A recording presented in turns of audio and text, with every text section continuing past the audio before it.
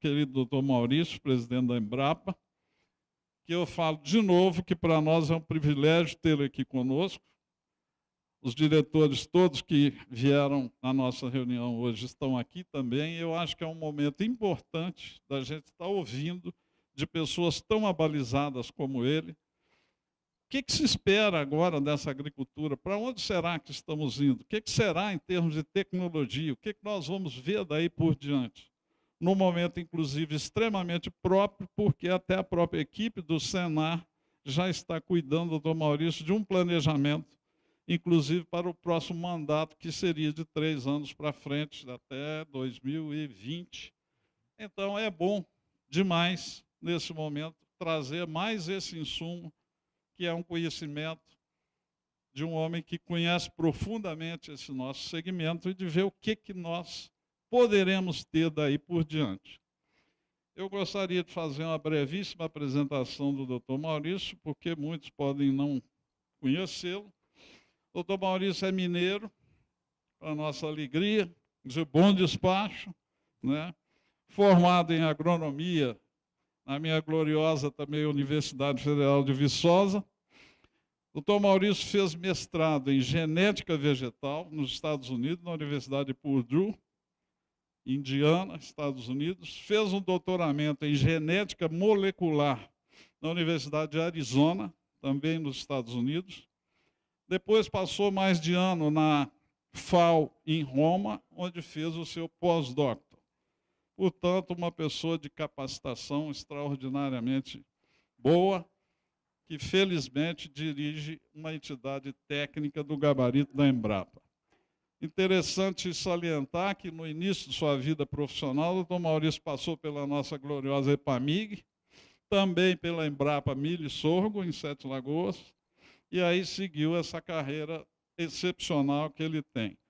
Hoje é um homem de altíssima experiência internacional, já trabalhou em grupos de trabalho, comissões, comitês nacionais e internacionais de pesquisa, é conselheiro de várias instituições de pesquisa situadas nesse mundo, França, Coreia do Sul, Londres, Bonn, na Alemanha, e também na Universidade de Califórnia, nos Estados Unidos. Então, ele hoje nos traz essa palestra intitulada O Futuro da Agricultura, cultivando com inteligência, e especialmente no ramo dele, falando para nós de o que se espera da tecnologia para nos ajudar nessa caminhada aí rumo ao futuro. Com vocês, portanto, o nosso palestrante de hoje.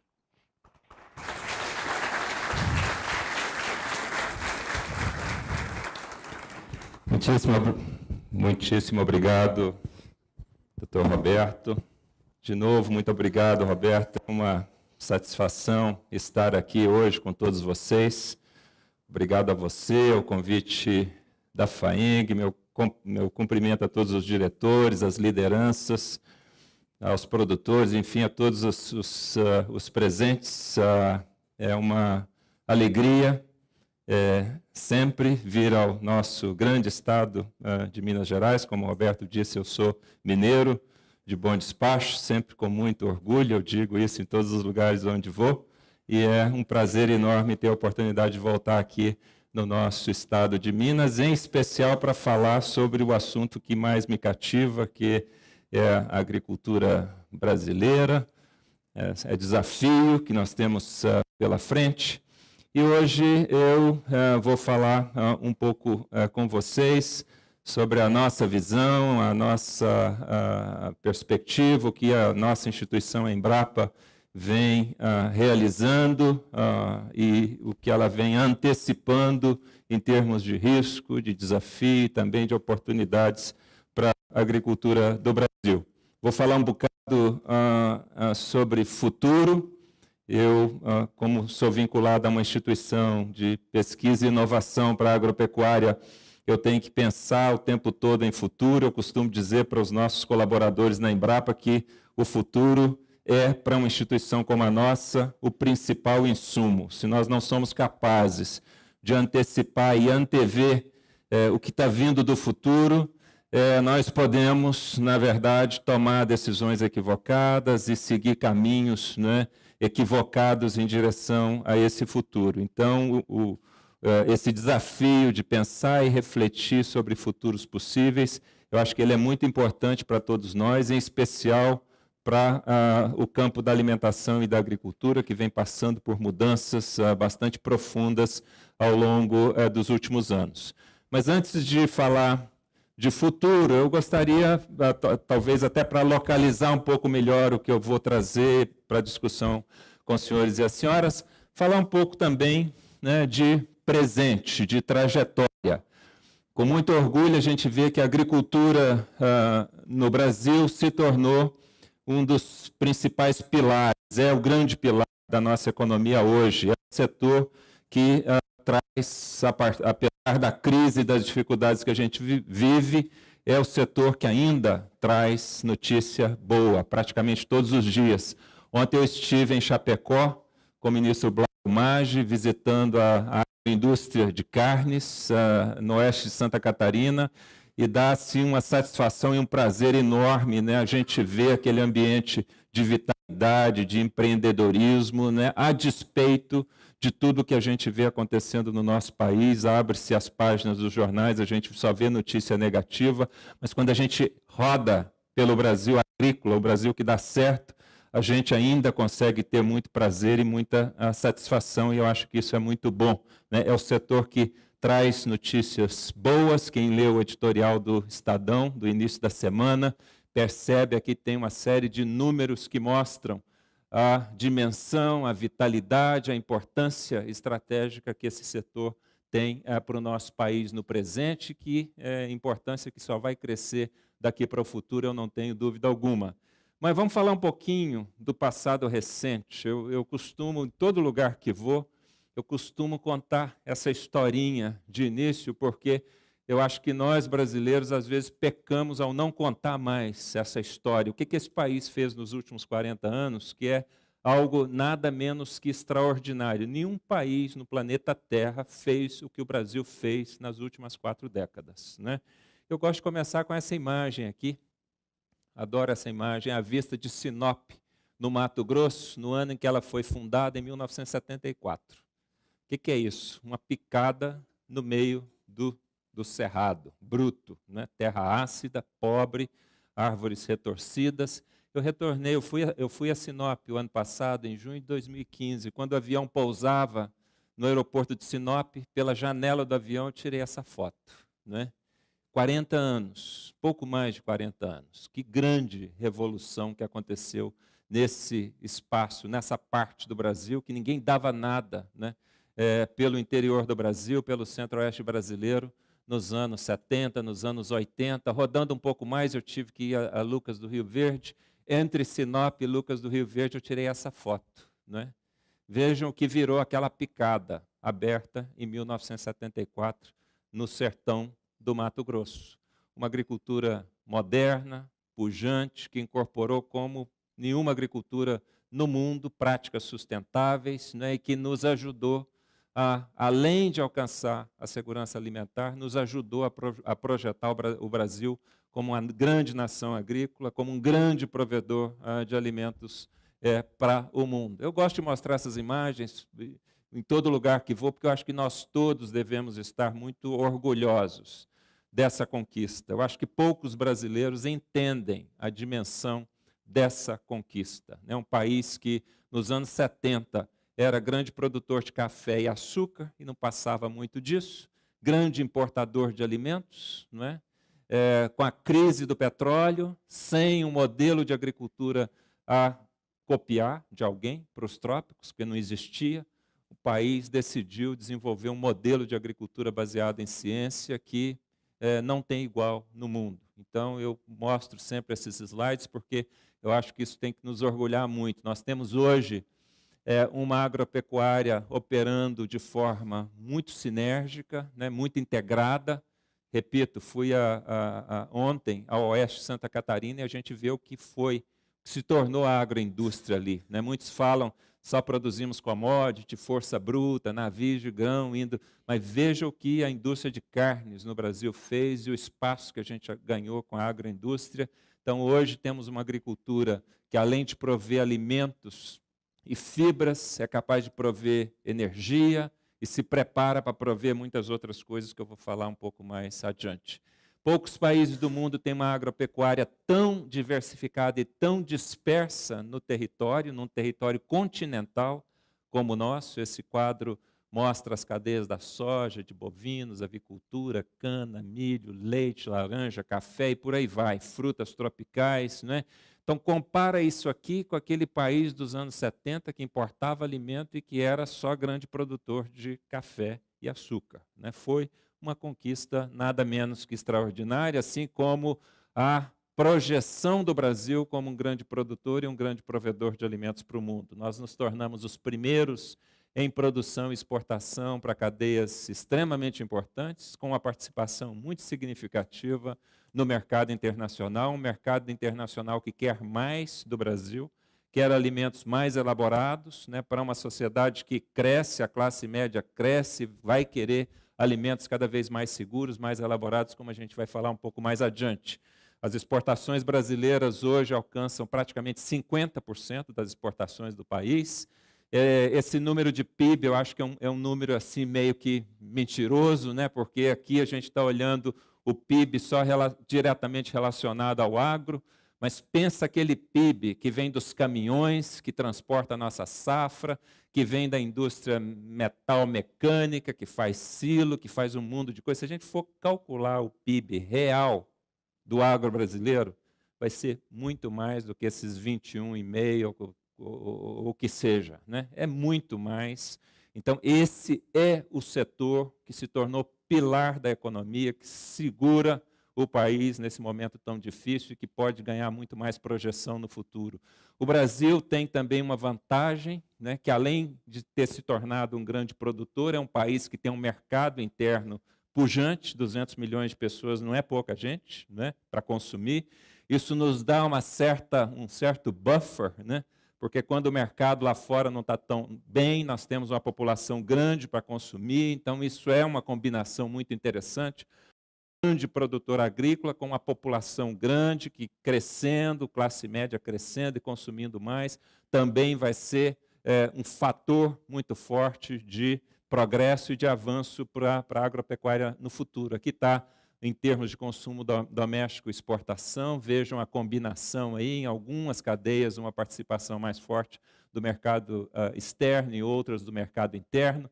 O Brasil, quando a gente calcula a diferença entre o que importa e exporta, né, nós temos um desempenho extremamente interessante.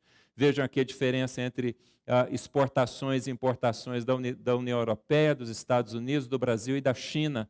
Né, nós importamos muito pouco, exportamos muito, muito embora em volumes, né, de exportação nós estejamos em terceiro lugar, mas com um potencial enorme, né, de crescimento e de avanço. A nossa balança segura a economia. Aqui está a balança agrícola brasileira, o nosso saldo, né, crescente, obviamente em momentos de crise, com uma pequena queda, mas com uma ascensão, né, fabulosa nos últimos anos, ultrapassando praticamente não, todos os outros ramos importantes da economia brasileira. O Brasil fez isso e alcançou esse status porque nós decidimos investir num modelo de agricultura baseado em ciência, fortemente baseado em ciência. O Brasil tem excelentes universidades, tem excelentes lideranças no campo da inovação, da pesquisa agropecuária, tem excelentes instituições, eu falo sem medo, né, de errar, as nossas organizações estaduais, as nossas universidades, a Embrapa, as nossas redes de parceria, inclusive com o setor privado, que investe cada vez mais em pesquisa e inovação. Nós fizemos algumas coisas muitíssimo importantes que nos ajudaram a trazer a agricultura ao presente. Por exemplo, né, práticas conservacionistas como o plantio direto. Eu costumo dizer que na Rio 92, quando aflorou essa onda da sustentabilidade, nós tínhamos 5 milhões de hectares de plantio direto no Brasil. Na Rio+20, né? Quando retornaram ao Brasil para discutir sustentabilidade, o Brasil já tinha perto de 30 milhões de hectares de plantio direto, e hoje a gente deve estar batendo aí em torno de 33, 34 milhões com essa prática sustentável de proteção do solo. Nós aprendemos a fazer agricultura em condições tropicais, né, que a depender de como você faz agricultura, você pode fragilizar o seu solo, fragilizar as suas reservas de água. Essa prática aqui, sozinha, pessoal, eu estou mostrando aqui uma imagem da raiz da soja inoculada com risóbio, né? O risóbio coloniza a raiz, forma esses nódulos, e esses nódulos fixam nitrogênio, entregam todo o nitrogênio que a planta precisa, e mais ainda nitrogênio residual para a segunda safra de milho, que se beneficia disso. Isso aqui é uma técnica que foi desenvolvida por uma pesquisadora da Tchecoslováquia, naturalizada brasileira, pesquisadora da Embrapa, a doutora Johanna Doberainer. Essa prática sozinha gera uma economia para o Brasil de cerca de entre 7 e 9 bilhões de reais todo ano. Isso aqui paga 2 vezes a pesquisa agropecuária do Brasil. Uma tecnologia paga todo ano 2 vezes todo o investimento que esse país faz em pesquisa e inovação. Então vejam a importância de se investir em pesquisa e inovação, em conhecimento, né? Uma prática que muda paradigmas e que diferencia a agricultura do Brasil. Manejo integrado de pragas, que cresce cada vez mais e precisará crescer cada vez mais no futuro. A combinação dessas práticas, né, proteção do solo, ganho de resiliência, deu ao Brasil uma condição também única de praticamente fazer agricultura 365 dias por ano, né? A segunda safra, a possibilidade de você colher a soja e plantar de imediato uma segunda safra de milho, né? Isso mudou muito a configuração da agricultura nos últimos anos, e esse quadro mostra o crescimento da produção de soja e milho segunda safra, a combinação desses cultivos, né? Soja e milho, tanto que hoje a gente não pode mais ver lavouras ou cadeias pela natureza da cadeia ou da lavoura per se, mas ela tem que ser vista no conjunto, né? Hoje é fundamental a gente olhar o sistema, né? E não mais apenas a lavoura de soja ou a lavoura de milho. Elas têm que trabalhar em sintonia. Por exemplo, para você ter a possibilidade de ter a segunda safra de milho, às vezes você tem que pagar um preço na soja, uma soja de menor ciclo, que te permite ter o milho logo em seguida, e no conjunto você ganhar mais. O impacto disso na cadeia, eu falei agora a cadeia de carnes, né? O crescimento da produção de soja, com o crescimento da produção de carnes. O Brasil hoje é um grande protagonista no mercado de proteína animal, né? Eu recentemente visitei as fábricas da BRF em Abu Dhabi e na Ásia, na Tailândia. É impressionante, né, o que as empresas brasileiras estão fazendo, o espaço que elas estão ganhando, o protagonismo que o Brasil está ganhando como exportador e provedor de proteína animal para mercados que vão simplesmente explodir em demanda, os mercados da Ásia, né, como eu vou mostrar um pouco mais adiante. O Brasil está rompendo aí as últimas fronteiras ainda que faltam. O Brasil ainda é muito dependente da importação de trigo, é um dos últimos, digamos, fronts que a gente ainda tem que trabalhar, a tropicalização, mas a gente está avançando muito rápido. Isso aqui foi publicado essa semana, trigo com novas variedades da Embrapa, no Mato Grosso. O Mato Grosso volta a investir no trigo, né? O Brasil já tem hoje tecnologia para caminhar na direção da autossuficiência em trigo, em função dos esforços que a gente vem fazendo para tropicalizar essa cultura e desenvolver sistemas produtivos compatíveis com as necessidades do trópico. O ano passado nós lançamos no Brasil Central essa variedade aqui, BR-354, é um trigo que não deve nada para o trigo do norte, do hemisfério norte. Nós podemos produzir massas e pães com a mesma qualidade que os franceses produzem, que os italianos produzem, com trigo irrigado, nesse caso, já produzido no centro-oeste brasileiro. Para fazer isso tudo, já terminando essa introdução, nós tivemos que fazer um forte investimento, de novo, numa agricultura baseada em ciência, As universidades brasileiras deram uma contribuição extraordinária, universidades como Viçosa, Lavras, Exalc, Universidade Federal do Rio Grande do Sul, que permitiram o surgimento de instituições como a Embrapa, a Ipamig e tantas outras, né? Esse é um dos centros mais avançados da Embrapa, localizado em Sinop, no Mato Grosso. Embrapa Agro Silvo Pastoril, nós temos aqui infraestrutura estado da arte para pesquisa em intensificação sustentável da agricultura tropical, que eu vou falar um pouco mais adiante o que é isso, né? Essa integração de sistemas lavoura-pecuária-floresta, uma belíssima unidade localizada na cidade de Sinop. Inauguramos recentemente o centro mais avançado em pesca e aquicultura, localizado em Palmas, né, que está trabalhando em melhoramento genético, nutrição, sanidade, na aquicultura. Esse que é um front fabuloso para o Brasil ganhar protagonismo. O Brasil tem 12% das águas interiores no mundo, água doce, e nós somos importadores de pescado. Isso é um absurdo. O Brasil tem que romper esse outro desafio aqui, que é fazer crescer a sua aquicultura, a sua produção de peixes. Esse centro vai dar um grande suporte para isso. Bom, isso é um pouco de background, né?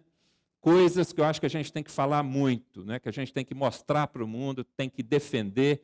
Eu estive recentemente na COP do Clima, a COP 22 em Marrakech, também fui com o ministro Blairo Maggi na COP da Biodiversidade, a COP 13, em Cancún, e a gente está indo mostrar essa cara do Brasil, porque batem na gente, né, constantemente, que temos uma agricultura destruidora, que não é sustentável, que é predatória, porque a gente não mostra, né, os avanços que nós fizemos. Temos que mostrar mais. Tem passivos, nós temos que reconhecer também os passivos, mas a gente tem que mostrar essa cara da agricultura brasileira, o trabalho inédito que esse país fez nos últimos 40 anos, inédito porque nenhum país fez o que nós fizemos nos últimos 40 anos.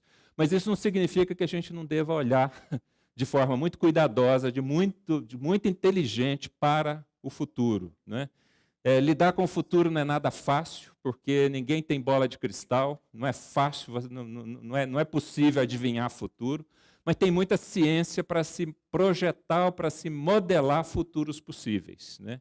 E tem muita gente fazendo isso, inclusive a Embrapa está fazendo muito investimento na modelagem de futuros possíveis. Nós temos uma plataforma chamada Agropensa, que nos ajuda a procurar entender, né, o que está vindo, né, e como é que a gente vai ter que se preparar para o que está vindo aí. Quando a gente analisa esse conjunto de estudos de futuro, normalmente eles têm um horizonte de 2050, que é quando a população do globo vai chegar ao topo e vai começar a cair, a gente percebe o seguinte, né, tem sinais importantes vindo desses estudos. Esses sinais estão resumidos aqui nesses 6 itens, do lado esquerdo: energia, água, alimento, meio ambiente, pobreza e saúde. Esses temas estarão fortemente colocados na agenda de futuro do mundo da alimentação e da agricultura e de muitos outros setores daqui para 2050. Nós temos que atentar para as questões, para as dúvidas, para os desafios, para os passivos que esses 6 itens nos apresentam.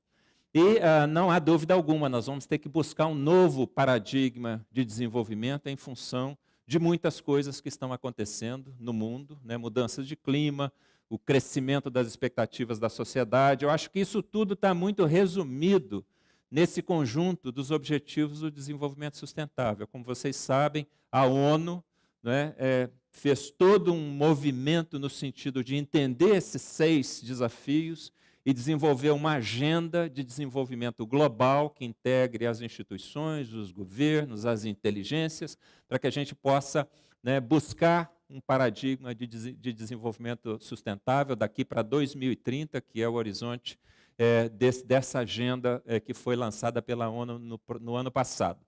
Quando a gente olha com lupa para cada um desses itens, né, a gente vai ver, onde está marcado com verde, agricultura e alimentação explicitamente envolvidos. Essa agenda toda ela tem conexões diretas nesses itens marcados e indiretas com todos os demais itens, né? É um setor essencial da sociedade, agricultura e alimentação.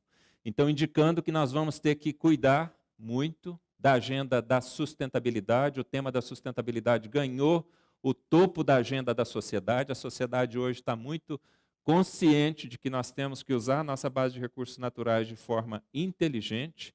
Há o que nós chamamos de mega tendências que vão ter que ser compreendidas pelo mundo da agricultura e da alimentação, e é sobre isso que eu queria falar um pouco com vocês agora.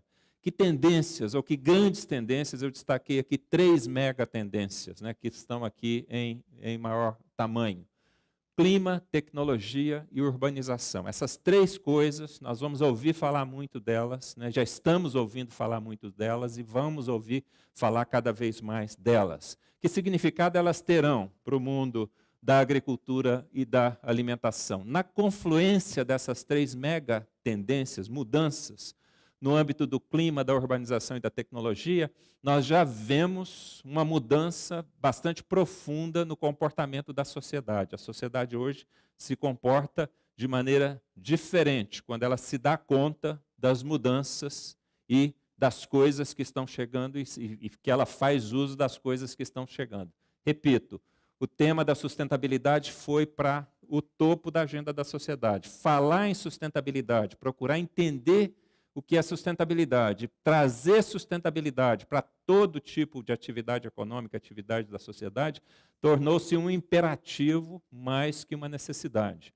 Não dá hoje para qualquer indústria, para qualquer negócio, ficar pensando em entregar mercadoria para a sociedade. A sociedade não quer mais saber disso. Nós temos que procurar entregar valor para a sociedade.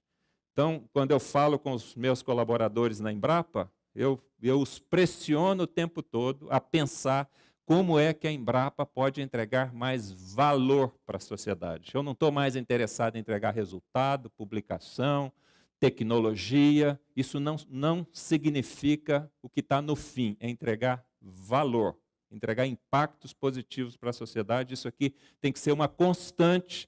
Os senhores estão pensando o plano estratégico, a agenda para os próximos anos. Não há como não pensar o tempo todo como é que nós entregamos valor para a sociedade.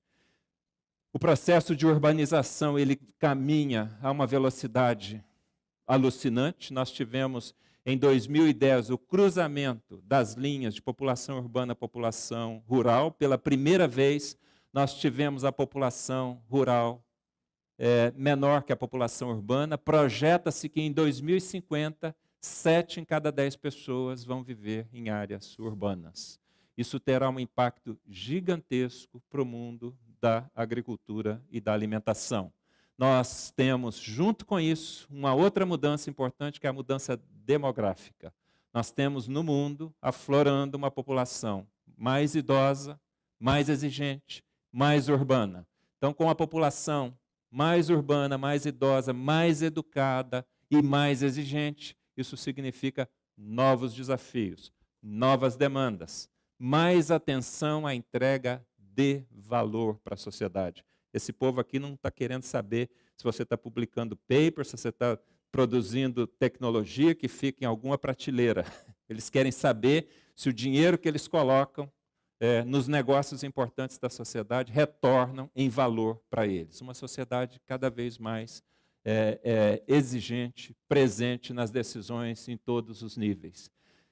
O processo de urbanização ele vai levar a uma escalada da demanda por proteínas, por alimentos cada vez mais sofisticados. Isso tem um impacto para todos nós no mundo da alimentação. Proteínas nobres, como leite, carnes, ovos. Eu destaco aqui pescados. Tá? O Brasil pode se tornar o grande provedor de pescado para o mundo, né? Algo para o qual a gente ainda não acordou, né? O Brasil precisa acordar para isso. Além de mais frutas, verduras, legumes, vai ser outro padrão de consumo, exigindo um novo padrão de produção. Essa pressão está sobre nós. As assimetrias, a gente fala pouco nas assimetrias, a gente acha muitas vezes que o mundo é simétrico e não é. Em 2 décadas, a região da Ásia-Pacífico vai concentrar nada menos que 60% da classe média no mundo, né? Olha esse gráfico aqui, ele é meio complicado, mas vale a pena prestar atenção nisso aqui. Evolução da classe média global. Aqui em 2009, olha essa barrinha aqui, cinza, marrom. 255 milhões. Em 2020 vai ser 1.740 bilhão. Em 2030, nada menos que 3,2 bilhões de pessoas na classe média, na Ásia-Pacífico.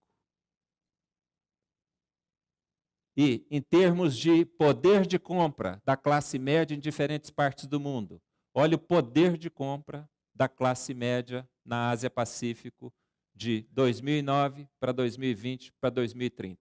Alta de 5 bi para 33 trilhões.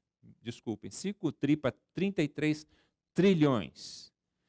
Isso aqui nós temos que olhar com muita atenção para esses números. Porque esse mercado ele tem muito a ver com o Brasil, esse mercado vai pressionar muito o Brasil, vai haver uma expectativa enorme nesse mercado em relação ao Brasil, América do Sul, e nós temos que olhar com carinho para esses números.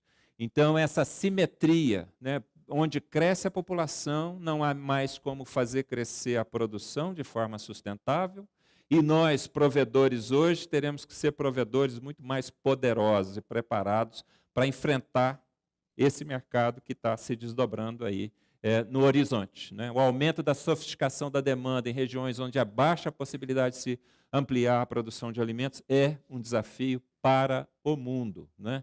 Imagina aqui mais de 60% da população do mundo vivendo nesse círculo, né? 51% da população, 19% do PIB, 18% da terra disponível, 23% da água renovável, né? O consumo 28% das aves, 20% de bovinos, 31% de lácteos, 37% de açúcar. Isso aqui vai se multiplicar nos próximos anos, nesse pequeno círculo aqui. Né? Então, outras regiões vão ter que assumir a responsabilidade de se tornarem provedores para esse mundo que vai ser cada vez mais exigente.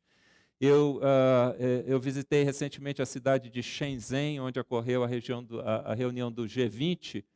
Eu já conhecia essa região de 10 anos atrás. Né? Há 10 anos atrás, isso aqui era um campo de produção de arroz, de frutas, não tinha um prédio aqui. Né? E eu tirei essa foto chegando a Shenzhen 10 anos depois. Né? Olha aí que coisa assustadora. Né? As cidades vão comendo os campos e ocupando as áreas mais férteis na China. Né? Isso está acontecendo em toda a Ásia. Bom, na questão de clima, eu não preciso falar muito, porque é um tema que está na crista da onda, está nos jornais o tempo todo. Nós chegamos ao limite do modelo de desenvolvimento dependente de recursos não renováveis, em especial o petróleo. As mudanças de clima, junto com a mudança nos anseios da sociedade, a gente vê hoje a sociedade muito ligada na questão climática, né? Inclusive com riscos enormes para nós, né? Porque a agricultura, a gente tem que reconhecer, ainda é uma atividade muito carbonizada, ainda produz muitos gases de impacto no clima, os chamados gases de efeito estufa. Então, a gente tem que olhar muito essa confluência aqui de clima com urbanização, uma sociedade mais esclarecida, mais exigente, né?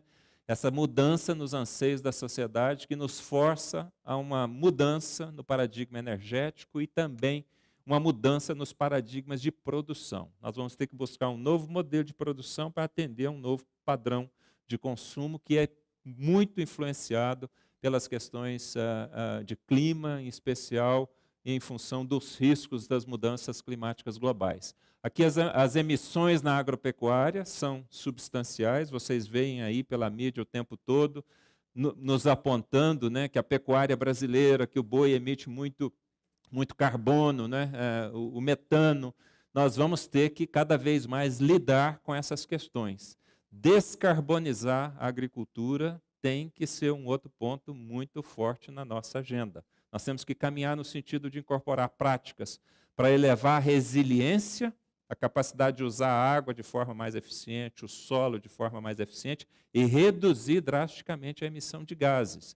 Porque isso aqui pode nos penalizar tremendamente no futuro. Né? A sociedade vai nos cobrar isso. Entender esse nexo água, energia e alimento, ele vai estar cada vez mais forte, né, na agenda da sociedade. Por exemplo, o fato de que nós desperdiçamos 30% do alimento que é produzido hoje e com o desperdício de 30% de alimentos vai 38% da energia perdida, isso é um dado assustador, com o qual nós vamos ter que lidar. Esse nexo água, energia, alimento, desperdício, que significa perder água, perder energia, perder insumo, esse é um problema grave com o qual nós vamos ter que lidar com atenção. Bom, a boa notícia, pessoal, é o que vem do mundo da ciência. Vocês têm acompanhado a transformação digital, a automação, a inteligência artificial. O processo de convergência que está acontecendo no mundo da tecnologia nos joga num redemoinho de inovação que é nada menos que assustador, né?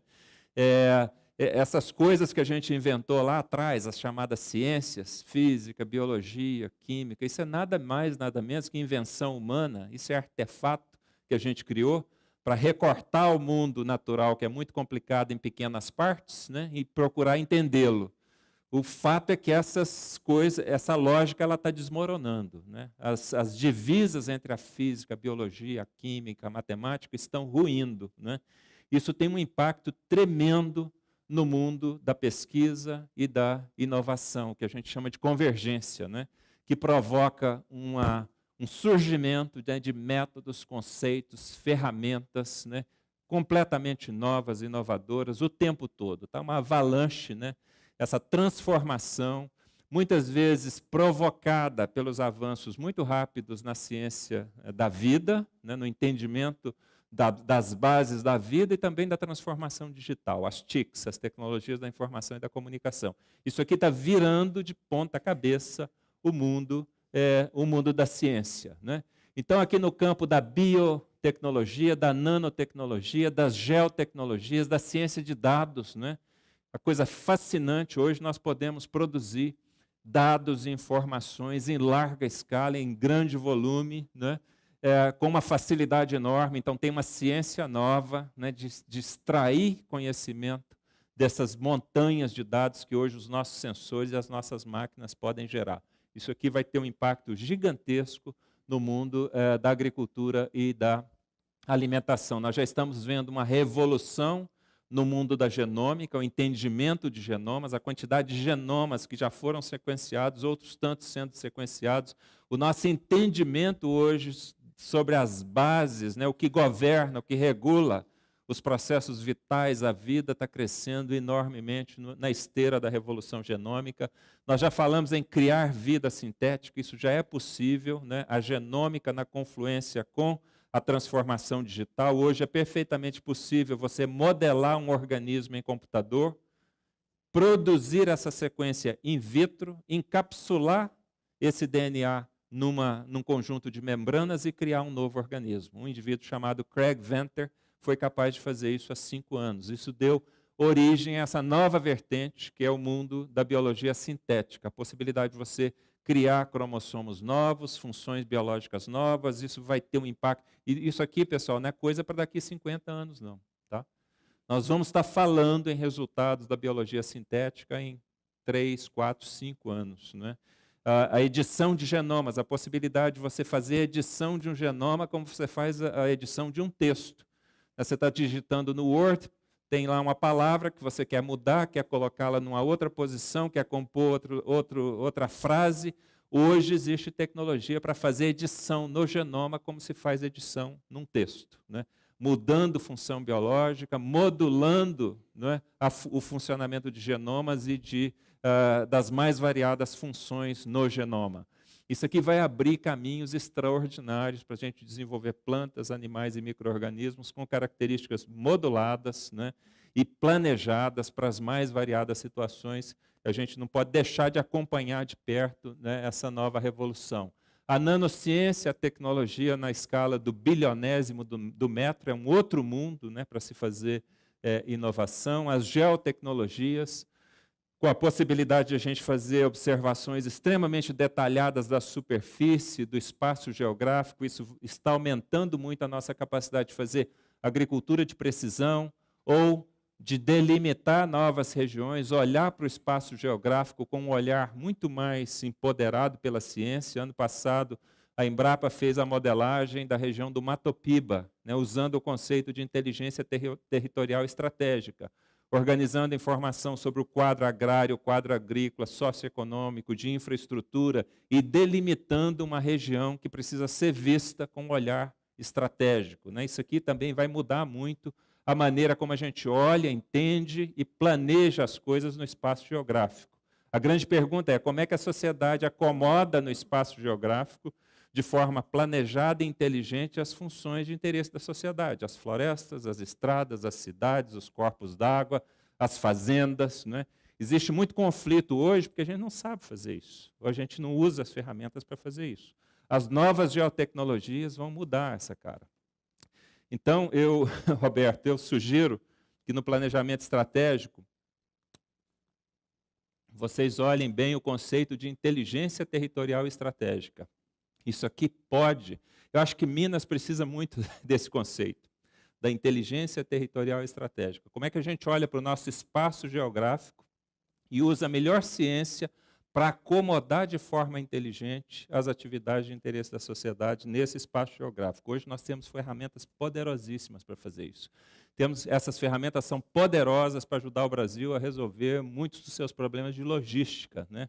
Hoje a gente pode usar Big Data, imagens de satélite, modelagem para desenvolver toda a malha logística do Brasil, que é um país extremamente complicado, difícil, diverso, fluido. Né? Nós precisamos de muita ciência para fazer isso. Está todo mundo falando de logística. Logística para aqui, mas a gente pensa tudo recortadinho. Né? Porto, estrada, caminhão, fazenda. Tá? Quero ver, olhar esse conjunto, né? E ver as intersecções, a sinergia. É preciso de ciência. Tem que colocar a ciência em cima disso. E a ciência está disponível, ela está aí. Né? A gente tem que usá-la de forma inteligente. Eu destaco aqui a transformação digital, porque isso aqui vai ter um impacto tremendo, está tendo um impacto tremendo nas nossas vidas, né? Está aí os celulares, mas isso é só o começo, né, do que está vindo. A tal da Big Data, com a internet das coisas, vai mudar a maneira como a gente gere qualquer sistema no mundo. Né? Já está mudando. Né? Vê o Waze, vê o Uber, né, que já fazem uso desses conceitos. Né? O Uber é nada menos que uma máquina que é rastreada em tempo real e você trabalha com a base de dados e informações para colocar aquela máquina à disposição de quem precisa dela, né? que é o táxi. Mas isso pode ser extrapolado para qualquer coisa, né? na sociedade. No futuro próximo, a gente vai ter tudo marcado e sistemas coletando informação sobre essas coisas o tempo todo, facilitando o processo de automação, né, em praticamente tudo que a gente faz. Aqui está um drone que pode ser usado para rastrear lavouras, experimentos, né, que pode nos orientar, né, para a gente tomar decisão, fazer manejo sítio específico de lavoura e tantas outras coisas. Nós assinamos um contrato recentemente com uma empresa chamada Qualcomm, e essa empresa ela é especializada em desenvolver chips para miniaturização, né? Máquinas cada vez menores. Um grande problema desse drone aqui, todo mundo é maravilhado com drone. Né? Drone na agricultura tem um problema. O drone tem que ir no campo, rastrear o campo, encontrar a praga, encontrar o lugar onde está faltando adubo e tal, acumula essa informação, volta para cá, vai para o laboratório, você faz o download da informação, procura entender e tal, manda o drone de volta para ele operar. Né? Com esse sistema, com a empresa Qualcomm, nós estamos desenvolvendo um sistema inteligente, né? que vai colocar um chip no drone, ele vai ser capaz de ir sobre a lavoura, e ele já vai ter aprendido, ou terá informação no chip, para ele encontrar um hotspot de uma praga, ele vai carregar uma determinada quantidade de uma cauda inseticida, que ele encontrou um hotspot de inseto, ele próprio vai e atua. Ele define onde está o problema e, de imediato, ele atua. Algo como assim. Né? Ele vai carregar aqui um tanque e já vai fazer a pulverização exatamente no lugar onde a pulverização é necessária. Isso aqui é automação na confluência com a inteligência artificial. Na verdade, esse chip vai nos dar a possibilidade de desenvolver sistemas inteligentes para a gente fazer o chamado manejo sítio específico em tempo real.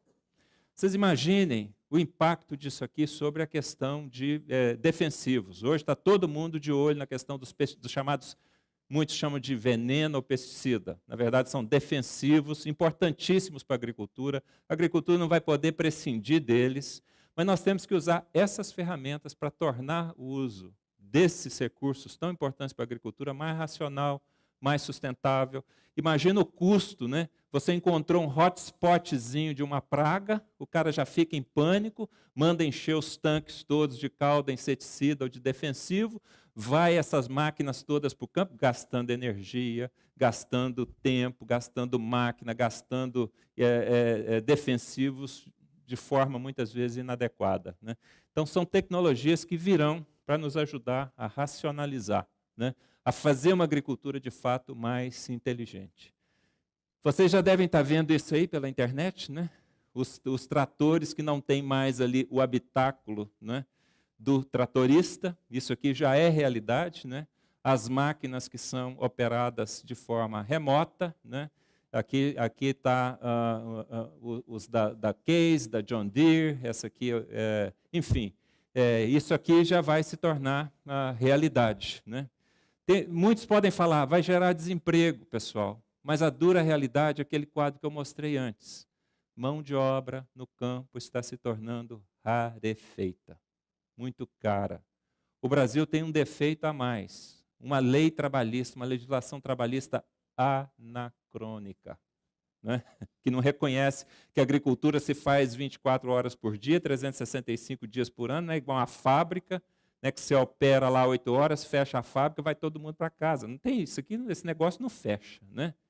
Então, nós temos uma lei trabalhista que é anacrônica, que não reconhece as particularidades e o lado da agricultura, né? Então, isso aqui é inexorável. Automação no mundo da agricultura, em qualquer escala, tá? Eu estou falando, inclusive, para o microprodutor, né, que vai ter que entrar cada vez mais no mundo da automação. Aqui está um robô, né, que faz a poda de videiras com uma precisão enorme, né, com uma facilidade, uma rapidez enorme. A automação, ela traz, óbvio, eu não estou sendo insensível aqui com a questão do emprego, tá? Óbvio, a gente tem que, inclusive, preparar as pessoas para empregos mais sofisticados, que tragam mais riqueza, trabalho bruto, a gente tem que entregar para as máquinas, isso é futuro, né? Mas tem um detalhe na automação e na transformação digital, vai ser a qualidade do trabalho, a precisão que você poderá colocar nas coisas. A gente está falando de um mundo que vai exigir rastreabilidade, certificação, qualidade no limite. Quando você usa máquinas e sistemas inteligentes, você pode muitas vezes fazer as coisas com uma precisão muito maior, você poderá ter produtos, uma produção com valor muito mais agregado, muito superior ao que a gente teria com as convencionais de se fazer a coisa na base da força bruta, né? E a gente não quer que as pessoas também façam força bruta. A gente tem que pensar num futuro em que as pessoas façam, né, aquilo que é a dádiva maior que nós temos, que é a nossa inteligência, o nosso cérebro, usar muito isso, usar no limite. A nossa empresa está entrando de cabeça, mergulhando de cabeça na chamada transformação digital. A Embrapa já está pensando nesse novo conceito, por exemplo, da pecuária, Smart Livestock. Nós já temos vários aplicativos de celular disponíveis para o mundo da pecuária, né? Eu vou mostrar um pouquinho mais sobre o carne carbono neutro, que é um dos mais recentes que a gente desenvolveu. A Embrapa acabou de fazer, eu vou falar um pouco também aqui, eu acho que é logo em seguida. Nós fizemos, em terça-feira dessa semana, nós finalizamos o que foi o maior hackathon na área da agricultura no Brasil. O que é hackathon? Hackathon é você dialogar com os profissionais da área de TI, das TICs, entregar para eles o seu problema e pedir, use o melhor do conhecimento das TICs para me ajudar a resolver o meu problema. Então, nós elegemos o tema do leite, né, e desenvolvemos esse hackathon desde junho desse ano, com 11 universidades no Brasil, convidando jovens empreendedores criativos a nos ajudar a desenvolver soluções para o mundo do leite.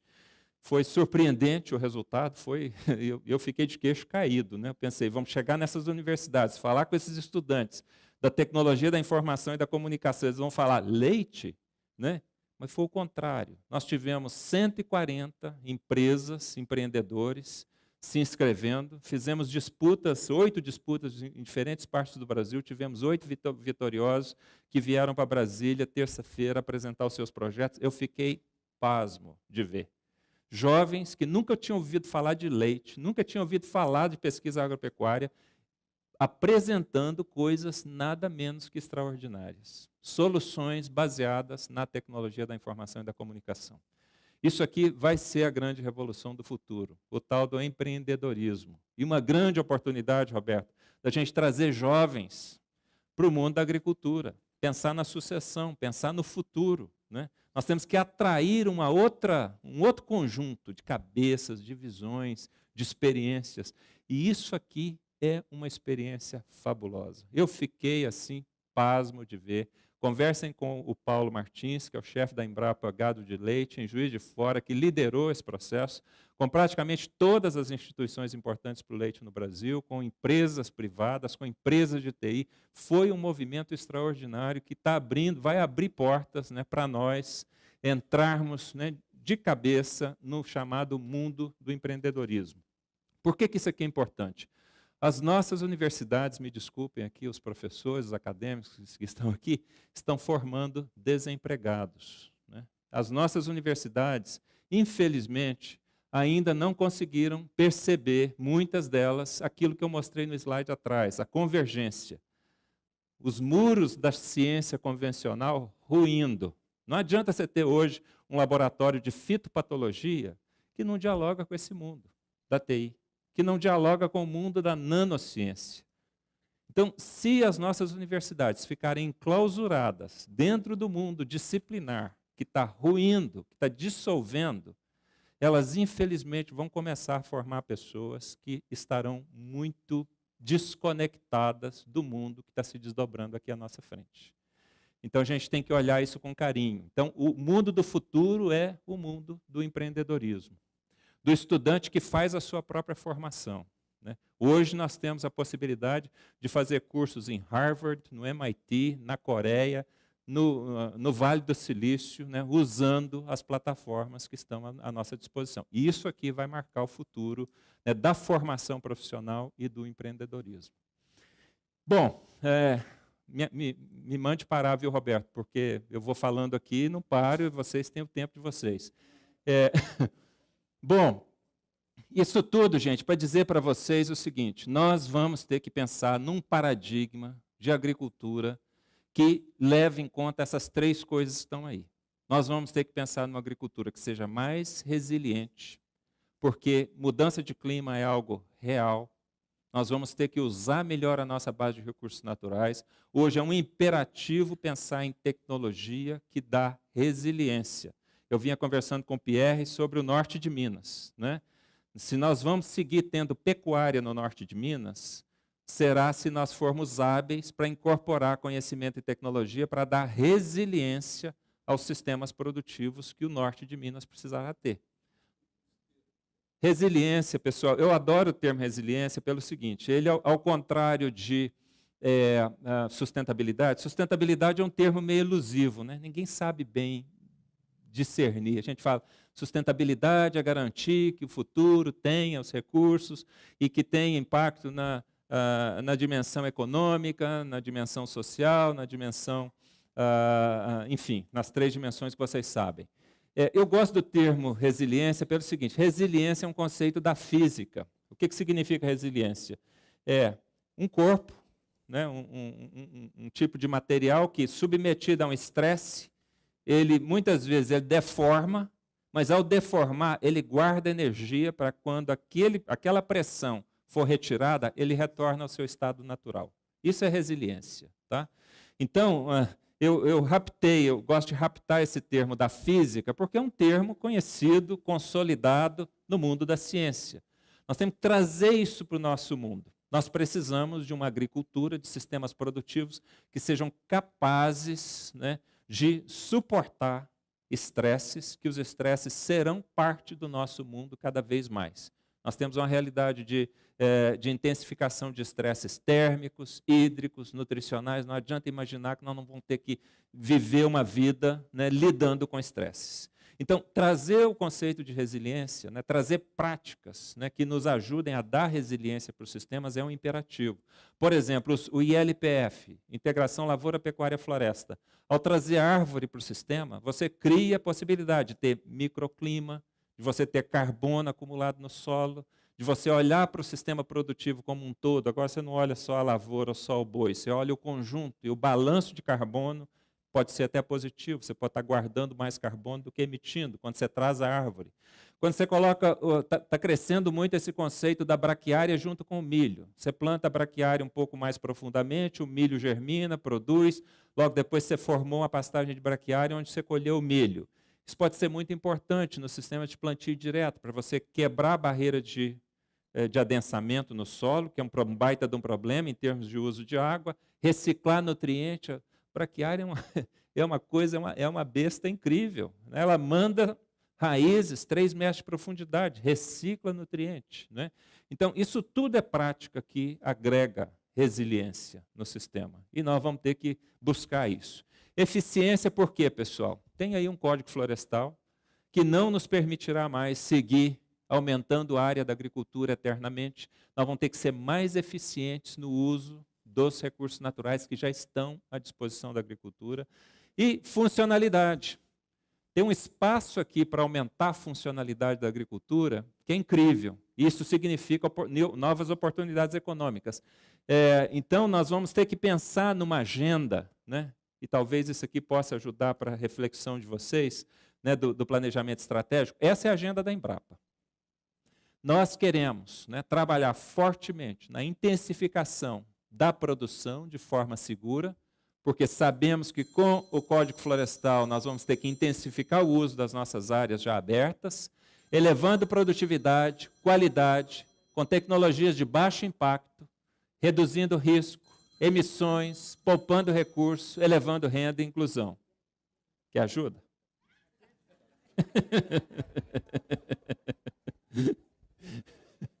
Desculpa.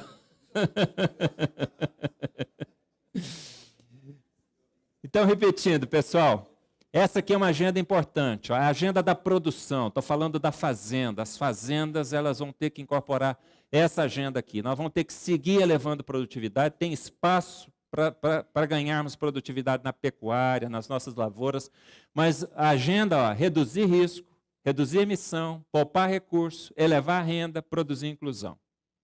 Reduzir pobreza. Né? Nós temos que usar a agricultura para isso. Tem um outro campo onde a agricultura brasileira é muito criticada. Nós somos criticados por olhar muito a força bruta, encher navio de grão e mandar para fora, olhar pouco para a agregação de valor para a agroindústria. Nós temos que, é uma crítica em grande medida importante que nós temos que olhar para isso. Agregar valor, diversificar e especializar, para reduzir, responder às expectativas de uma sociedade mais exigente, atender mercados mais sofisticados, mais competitivos e também mais rentáveis. Né? Vamos ter que olhar com muito cuidado como é que a gente faz isso. Investindo nesse potencial de multifuncionalidade da agricultura. A agricultura é uma das funções humanas mais multifuncionais. Né? Nós podemos produzir alimento, fibra. O Brasil já é líder na produção de energia a partir da agricultura. Alimentação, nutrição e saúde, isso aqui vai nos pressionar cada vez mais, porque ninguém aguenta pagar o custo do paradigma da cura. A indústria farmacêutica nos vendeu o paradigma. Ficou doente, não tem problema, vai na farmácia e compra remédio. O danado é que ninguém está conseguindo pagar mais o custo desse negócio. Ficou muito proibitivo. Então, a agricultura vai ter que assumir parte dessa responsabilidade. Nós vamos ter que pensar no futuro alimentos com maior densidade nutricional, com novas funcionalidades e linkar agricultura, nutrição e saúde. Serviços ambientais, serviços ecossistêmicos. No futuro, os nossos agricultores muito provavelmente poderão ser recompensados, inclusive por fazer um código florestal, como nós estamos fazendo, único no mundo, que mantém 62% do nosso território coberto, 11% das fazendas do Brasil, das áreas de propriedade do Brasil, cobertas com vegetação nativa ou protegidas. Isso é um serviço ambiental para o globo, para o planeta, gigantesco.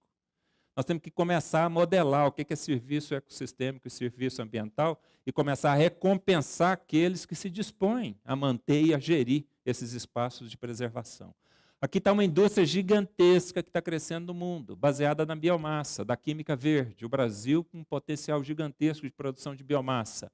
Obviamente, inclusão, qualidade de vida no meio rural, os pequenos produtores, uma agricultura diversificada, né, dispersa no país, em condições de dar acesso a todos os produtores de qualquer tamanho ao mercado.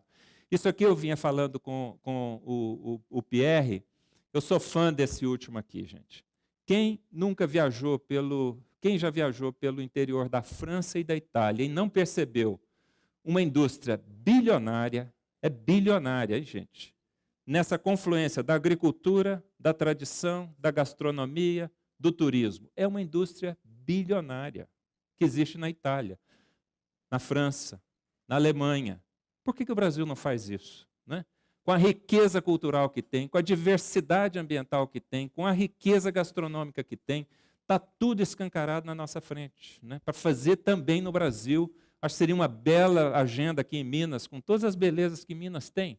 Por que não investir nessa integração? A gente já tem coisas aí, né? Vá a Tiradentes, você vê isso, vá ao sul, lá na Serra Gaúcha, você vê isso, mas é muito pouco. O Brasil tem muito mais para fazer aqui, né?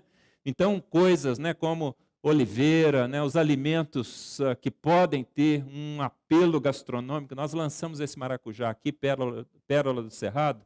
Isso aqui era uma planta daninha do Cerrado que foi melhorada, né, um maracujá, que hoje os chefes estão doidos por esse maracujá, porque dá um sabor especial em pratos muito sofisticados, né? Então, imagina o que tem aí na flora brasileira para ser explorado nesse campo da gastronomia, algo que cresce muito, né? As indicações geográficas é outra coisa que a gente explora pouco. O Brasil produz bons vinhos, mas falta a marca, falta brand, né? Falta essa lógica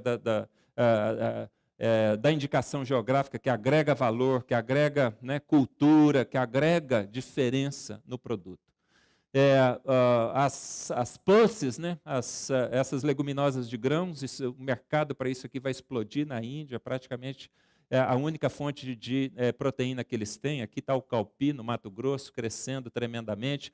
Produção de biomassa, o Brasil pode, né, explodir a sua produção de biomassa. Infelizmente, a gente ainda produz biomassa para fazer o que é fácil, né? Produz biomassa para produzir, né, combustível para queimar em tanque de carro, né? Você imagina queimar álcool no tanque de combustível. Álcool pode servir a uma indústria alcoquímica para gerar produto de valor agregado, né, extremamente sofisticado. Então, nós estamos num rito de passagem, a gente tem que usar a biomassa para outras coisas, né? Eu acredito que o futuro da energia, tem gente que me malha por causa disso, né?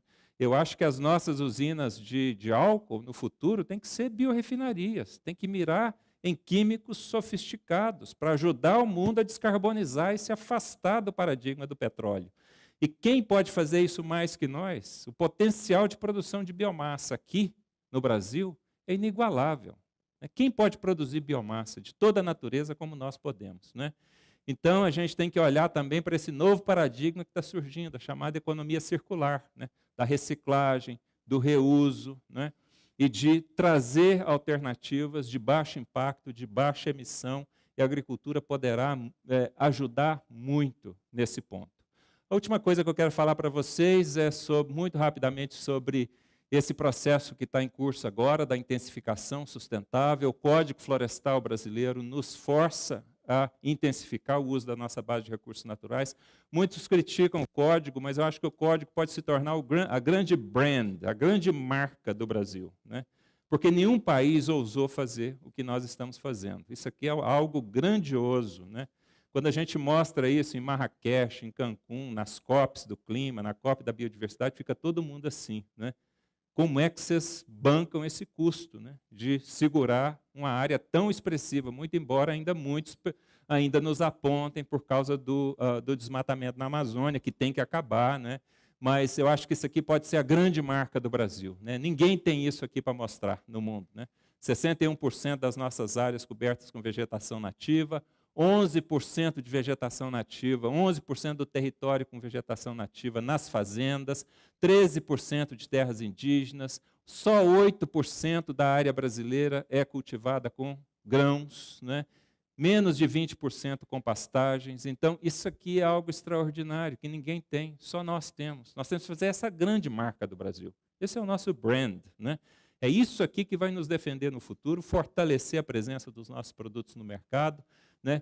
Essa agricultura, a possibilidade de fazer uma agricultura intensiva, 365 dias por ano, usando práticas sustentáveis, recuperando os nossos pastos degradados. Temos tecnologia de sobra, né, para tirar isso aqui do cenário e colocar isso, né? Não falta tecnologia, não falta conhecimento, né?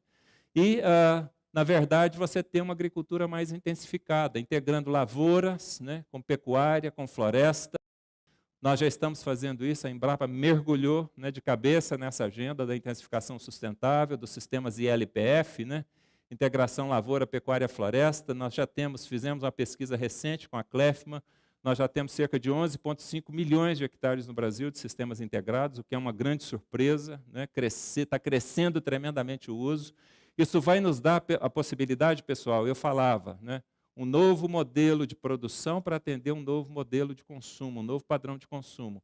Nós lançamos esse ano, na Embrapa Gado de Corte, lá em Campo Grande, o selo Carne Carbono Neutro.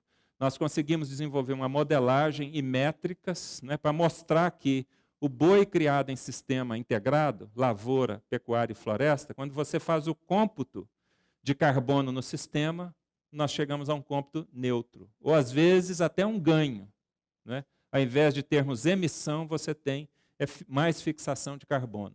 Então, isso aqui pode ser uma nova marca para a pecuária e para a carne produzida no Brasil, né? Com neutralização de gases de efeito estufa, bem-estar animal. Quando você coloca a árvore no ambiente, você cria microclimas, você diminui a pressão sobre o animal. Os consumidores estão valorizando cada vez mais isso. Ninguém quer consumir carne de um animal que é maltratado ou que está num ambiente, né, muito desfavorável à vida e ao bem-estar. Conforto térmico e, enfim, uma carne de qualidade, né? Agora, a ultimíssima coisa mesmo que eu vou falar, já passei muito da hora, né? Não? Então, a ultimíssima coisa que eu não poderia deixar de falar, né? A atenção que a gente tem. Eu falei muito de ciência, de transformação digital, das rupturas. Tem algumas rupturas para as quais a gente vai ter que estar muito atento, né? Eu gosto muito desse indivíduo aqui, é Klaus Schwab, ele é o fundador do Fórum Econômico Mundial. Acho que é uma tremenda cabeça. Ele diz, nunca houve um tempo de maior promessa, mas também de maior perigo, né? Esse outro cara aqui, que é dessa Accenture, que é uma das maiores consultoras, né, de empresas do mundo, disse, a transformação digital é a principal razão porque mais da metade das empresas Fortune 500 desapareceram desde o ano 2000. Né? Isso é ruptura. Né? Isso aqui é ruptura. Eu acho que nada comunica melhor o que é ruptura do que esse slide aqui. Né? Então, a gente tem que estar muito atentos, né? A inteligência artificial, que perigos isso vai trazer para o emprego, inclusive empregos sofisticados, né? Muitos, não sei se tem advogado aqui, mas já estão dizendo que uma das profissões que corre mais perigo é do direito, né? Que as máquinas vão substituir com grande vantagem os advogados. Né? Bom, gente, eu estou dizendo o que eu li, não posso garantir que vai ser assim mesmo, mas parece que vai. Né?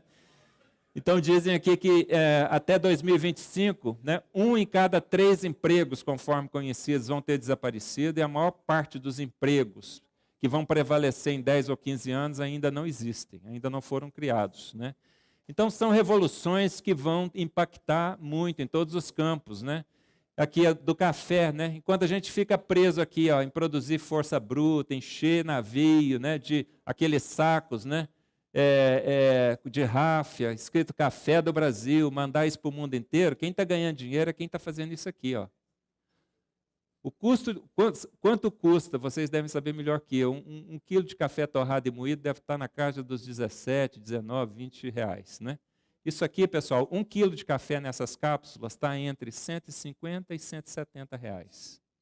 Eu vivi na Ásia, onde está explodindo a demanda por café, na Coreia, na China. Eles compravam café entre 5 e 7 dólares do Brasil, da Colômbia e do Vietnã, enquanto compravam cafés da Alemanha, da Bélgica, da Itália e da Suíça, pelo preço simplesmente de 17 a 34, 37 dólares. Então, como é que pode países que não têm um pé de café para mostrar para suas crianças o que é um pé de café, ganhar 4, 5, 10 vezes mais que nós, que somos os reis do café, desde sempre, né? Tem uma coisa muito errada aí, né? Então, são rupturas com as quais a gente tem que estar dialogando, né? Como é que a gente vai fazer? Nós vamos ficar aqui eternamente... Tem que trazer essas empresas de café todas para o Brasil, gente. Tem que abrir, escancarar para a ciência do café, enquanto a gente fica aqui travando todo e qualquer contato com o mundo do café que está se desdobrando lá fora. Eu bebia café gelado na Coreia, que é a coisa mais deliciosa do mundo. Alguém aqui já bebeu café gelado coreano? Coisa mais deliciosa do mundo, né? Passa longe da gente, né? Bom, deu a polêmica aí, eu não sei porquê, depois vocês me contem. Bom, pessoal, as últimas coisas que eu vou falar, né, isso aqui é importante. Há 3 anos atrás, esse professor aqui produziu o primeiro PET de carne para hambúrguer in vitro. O que ele fez? Ele pegou uma célula tronco, colocou no meio de cultura, fez ela se multiplicar, uma célula de músculo, ela formou algo como um bife desse de hambúrguer, né? Que eu acho que na época custou cerca de 325 mil dólares, né, para fazer esse hambúrguer aqui. Tá? Esse outro grupo, isso aqui foi há 3 anos atrás, né, já conseguiu produzir isso por 12 dólares, né, há cerca de 8 meses atrás, quando isso aqui foi na verdade, em 2015. Né? Então, aqui está uma ruptura possível. Né? Vai se viabilizar a produção de carne in vitro? As pessoas vão querer consumir esse negócio? Vocês gostaram do café gelado, eu não sei se vocês vão gostar desse aqui, mas vocês comeriam um bife produzido a partir de célula-tronco in vitro? Não sei. Né? Mas o que significa isso aqui para o país que mais produz carne e exporta carne no mundo? Né? Pode ter muito significado. Né? Nós vamos ficar assistindo esse negócio acontecer de camarote, a gente não vai entender essa ciência, não vamos poder entender esse negócio. Aqui, esses 2 caras aqui, a gente falou muito de empreendedorismo, né? The Synthetic Biology Accelerator, esses caras também, usando o mesmo conceito, conseguiram produzir, né, in vitro algo muito parecido com o leite. Né? Então, são rupturas que estão no horizonte, né, que vão exigir atenção, muita inteligência. Né? Inteligência estratégica é algo que o Brasil tem pouco. Né? Nós temos poucos think tanks, poucos ambientes, né, de pensar futuro, de antecipar futuro, de modelar futuros possíveis. Então, vamos precisar de muita ciência, né, pesquisa, desenvolvimento, inovação, muita cooperação, né, porque não dá mais. Eu estou consciente que se a Embrapa ficar tentando fazer coisa sozinha, ela vai se dar mal, vai para o abismo. Nós temos que jogar o jogo junto com parceiros internacionais, com o setor privado, com quem está na fronteira do conhecimento, que é a única maneira de você lidar com esse mundo que está vindo na nossa direção. Né? A gente, até pouco tempo, ainda acreditava muito nisso aqui, né? O jeitinho brasileiro, né? Que o mundo de ontem acaba achando um lugarzinho no mundo de hoje, o mundo de hoje acaba achando um cantinho no mundo de amanhã. Né? A gente sempre se ajusta, né? O danado é que a realidade é assim, né? Uma boa parte do mundo de ontem já não existe mais. Uma boa parte do mundo de hoje não vai estar no mundo de amanhã. Isso é fato. Né? A gente está assistindo isso. Uber com táxi. Né? É o caso mais típico. Eu volto aqui no Klaus Schwab, eu disse que gosto dele, né? Voltei nele para terminar. Ele disse essa frase que eu achei genial. Né? Nesse novo mundo, não é o peixe grande que come o peixe pequeno, é o peixe rápido que come o peixe lento. Muito bom estar aqui com vocês, pessoal.